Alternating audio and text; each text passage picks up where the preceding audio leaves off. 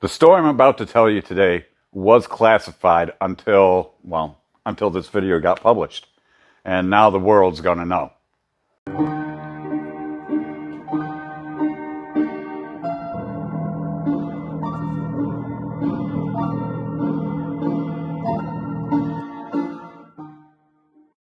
When I was called into the office in headquarters company to sign paperwork to classify the things that I saw and witnessed, I was kind of confused as to what they were classifying. Because from my point of view, nothing really that exciting or bad had happened in the past month and a half. But from the military standpoint, they needed to cover this shit up deep and solid. So, begrudgingly, I signed the paperwork and it sat buried for 25 years. And 25 years later, the classification expired. And then there's a 5-year grace period that the government has that they can renew the classification. And that 5 years has expired, which also entitles a 2-year mailing period for the 5-year notice to come to you. Right, like the government would not know where the fuck I live. I pay tax. I'm a disabled veteran. They pay me every month. They know where the fuck I am. So, all of that has expired. So, I can legally tell you this story here, and you will be the first ones to hear about something that the military wanted very hard to cover up, and they did for the past 25 years. Now, everyone's going to know about this, and I can expect that any service members that are still alive are probably going to start calling their lawyers in the morning. So, that's for making this story more exciting. I'm not going to tell you which part of this was actually the classified part until the end. And then I'll also tell you what I think was really going on and what they're trying to cover up, because I don't think it's obviously what's written on the paperwork. Early fall of 1992, Hurricane Andrew hits. It hits Florida and goes over to Louisiana, Texas area.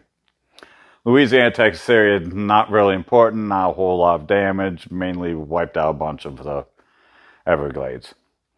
But when it went through southern Florida, through Homestead, Florida, it removed the Air Force Base from the map.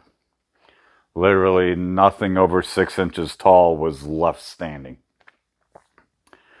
I'm stationed in Gulfport, Mississippi at the time, which means that after it hits Florida and it's coming up, they don't know where it's going to land in the coast. Will it go all the way to Texas? Will it go to Louisiana? Will it hit Gulfport? Will it circle up the peninsula of Florida? We don't know. It missed us completely. It was fine. But being part of AirDebt of Seabees, in 24 hours we had noticed that in another 24 hours we were shipping out to Homestead, Florida to start rebuilding and secure power and water for the peoples down there. All right. At least finally we're helping Americans instead of just spending all of our effort in other countries all the time. So we're 48 hours later packed up to go live in the Everglades for a month to 2 months. We'll find out how long when we get there. And we load up this convoy. Everyone gets in the trucks. Luckily, I've been smart enough in the years earlier when they asked who wants a driver's license, a bus driver's license, I always kept my hands down. Because the Navy has an acronym, Navy. That stands for Never Again Volunteer Yourself. And that's why I made sure I never did again. And that's, bus drivers suck. You have to stay awake, pay attention. I had it easy. I'm sitting in the bus. I laid back and took a nap and slept for a couple of days to get there. Yes. The trip to go from Gulfport, Mississippi, we're supposed to go across and down the Florida penis, all the way down to the bottom penis, cut across the head, and be at Homestead, Florida. That's the original trip. Normally, I don't know what Google Maps says it takes, probably 10 hours. to drive. It took us like 3 days, 3.5 days. I'm going on a week to get there, 3 days. So the first problem that we have is we all muster up, we load onto the trucks, people in the trucks are full, they're going, the mechanics got all their shit, they're going, we're loading my stuff on the bus and the other people on the buses, which was like 2 buses left, everyone else is in the trucks and the vehicles. They brought out of mothball every piece of equipment that CBC Gulfport has in storage, which is everything, full wartime scenario, every piece of equipment out and ready to go. Because this is the shit. Well, they load it all up and we take off. And beginning, the convoy is like 7.5 miles long of just vehicles parked nose to nose.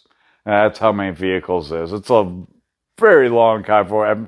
I couldn't imagine what it'd be like to be sitting in a house watching the military drive by and watch them drive by and drive by and drive by and drive by for like 10, 15 minutes. You know, it's like, wow, that's a lot of military vehicles. So we start and we heading down out of Gulfport. We get just about out of Mississippi, and the first couple of vehicles break down, and they have a rule that the convoy only moves as fast as the slowest vehicle. So the convoy rule was that then first time the whole convoy stops while they investigate the vehicle broke down and saw what they need to do, and then the whole convoy starts to go again as they're like, oh, they can fix that on the road. Then they started the policy of as long as the vehicle that broke down could be fixed before the end of the convoy would pass them, then the convoy could keep going. Because most of the breakdowns were simple stuff, like the battery cable came off a battery. Well, I mean, someone just forgot to check it on retightening because, you know, all these vehicles were in mothballs, so they didn't have batteries in. They had to reinstall batteries. Someone forgot to flip the secondary fuel tank valve. You know, well, you don't drive vehicles with 2 fuel tank valves very often. Maybe that happens. You know, stuff like that. Simple, easy fixes. We could go and then we're getting through Alabama. We're at the panhandle of Florida. And now the breakdowns are starting to become a little bit more severe. Enough to where we're leaving vehicles behind, which is typically a big no-no. But we're leaving vehicles behind with a repair crew, and the repair crew in their repair vehicle is authorized to go out in town, get the supplies from other stores and stuff that they need to get what they need to fix these things and keep going. Meaning they got the government credit card. So that's great. They're doing their stuff, and there's like 4 of the repair mechanics out with 4 of the down vehicles, and then they're starting to leave mechanics thinner and leave them with more down vehicles without supplies and stuff. They can just figure it out as they do, you know, battlefield it, you know, just patch it, bypass it, whatever you need to do, make it just run down the road. And they start doing that, and now the convoy's not stopping at all, and it's just getting stretched out because already we've spent like a day and we're just barely reaching Florida. So we get to, at one point, it's nighttime now. I remember this part well because I just woke up. I'm like, oh, it's dark out again. And the bus driver is still fucking driving. He's been driving for, I don't know, 16 hours or some outrageous amount because we didn't do driver protocols because we only had one fucking bus driver, no one else to swap. And we look down and I'm looking at the sign going, wow, Jacksonville, 10 miles. This idiot, because our lead vehicles at this time had been broken down, he's now the lead bus setting the path, and he's like, oh no, I was just driving. I figured someone would get in front or tell me where to turn. So we drove all the way across Florida for no reason. Had to back up, come back this way. As we come back, we're watching the convoy go and turn around also. Yes, vehicles did break down on both the extra part and the turn back. And we get to Florida and we go, instead of taking the main way right down the middle, that would have toll roads, and we can't pay for tolls. Or government vehicles, you don't pay for tolls anyway. And it's wartime vehicles, you don't pay for tolls. National emergency, you don't pay for tolls. Instead, we drive all the way to the West Coast and drive all the way down the West Coast, all the way down. We get all the way to a little town just before Alligator Alley, and I got to see something really amazing as we pulled into a truck stop to get fuel, because not only all the vehicles are out of fuel, but the fuel truck is out of fuel also. So I got to watch a fuel truck, which, now if you've seen fuel trucks pull up to gas stations, if not, they look like any big liquid tanker truck. Around in this parts, they haul milk. And it's got two big hatches on top. Well, more than two, but I know they only use two of them, because they pulled up into one of the islands that had diesel, and they take both pumps from each side and put them both inside one of the top, and there's a guy straddled on top of the tank, filling up the entire tank with two gas knobs here, and 10 feet behind him is another guy doing the same thing. And they have to fill up this entire tanker truck, because they can't just pump it out of the ground, because they have to keep track of the actual dollars and the gallons so that they can bill the government for it. And it takes forever to fill one of those trucks like that. In the meantime, there's 700 people going through this gas station, convenience store, and fishing lodge and just wiping it out, buying everything, because it's the last stop forever for food and snacks.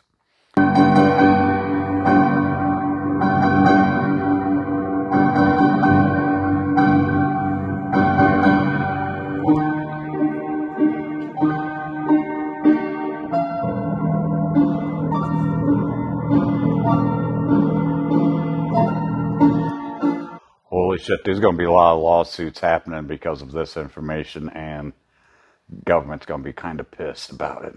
The military is going to be greatly embarrassed and for parts.